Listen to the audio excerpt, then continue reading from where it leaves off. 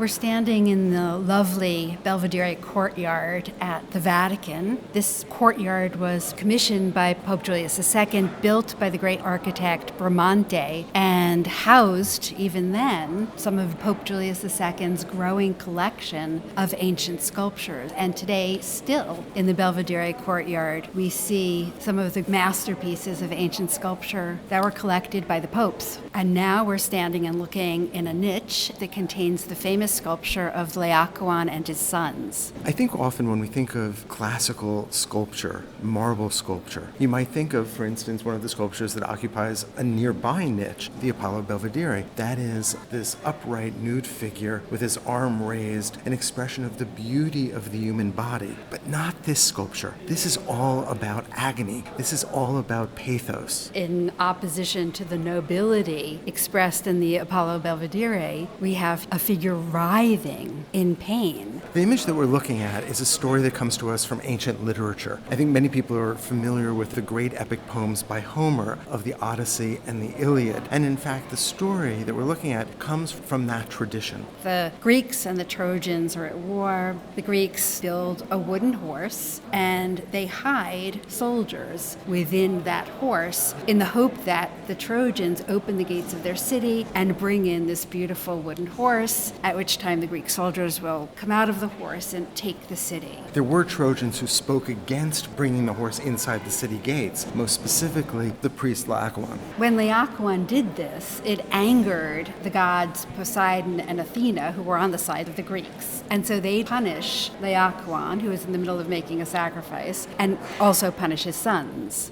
And that's basically what we see here. We see the older man who is actually seated on the altar, surrounded on either side by two sons, all intertwined by sea serpents, by these snakes that have been sent by Athena and Poseidon to kill them. Now, there are many ancient sculptures that are described in literature, specifically by Pliny, the ancient Roman historian. But those are essentially all lost. But there's one that he did describe of Laocoön. And so when this sculpture was discovered in 1506, it was immediately recognized as the one described by Pliny. Pliny says that he saw this sculpture at the palace of the Emperor Titus. Now, he does say that it was carved from a single block of marble, when in fact this is carved from 6. Nevertheless, scholars feel very confident that this is the sculpture that Pliny was talking about. And it's incredibly exciting when we can tie ancient literature and ancient sculpture together. And what a sculpture it is. Well, they knew it was an amazing sculpture as soon as they started to unearth it, because they immediately called Michelangelo. And within a year of its discovery,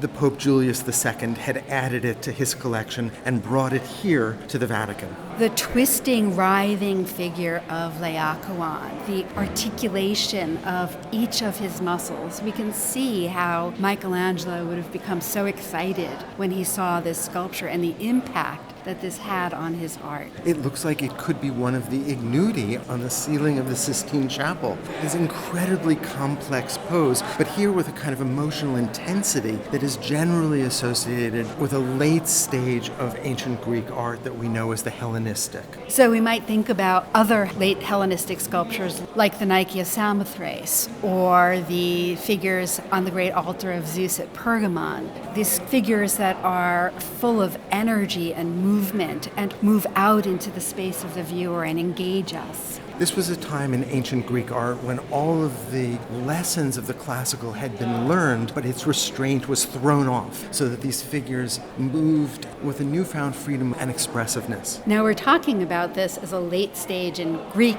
art, but at this moment, Greek and Roman art are basically one and the same. Rome has conquered Greece. Greek art is the most fashionable thing one can own if one is a Roman aristocrat. So while this is a Greek subject, and while the style is derived from this late stage of ancient Greek art that we know as the Hellenistic, this is sculpture that most likely was, in fact, Roman and was probably produced by 3 artists from Rhodes who had traveled to what we now call Italy. Although we look at this sculpture and it seems remarkably intact, it was discovered in pieces and was reconstructed, and there has been debate over the years as to exactly how to put it back together. But there's another important thing to remember, and that is that we're seeing the sculpture as white marble, but when it was created, it would have been painted, and we think it would have been quite bright. Which is almost impossible for us to imagine today as we stand in the Belvedere courtyard surrounded by white marble sculpture. But the Greeks and the Romans painted their sculpture in bright colors.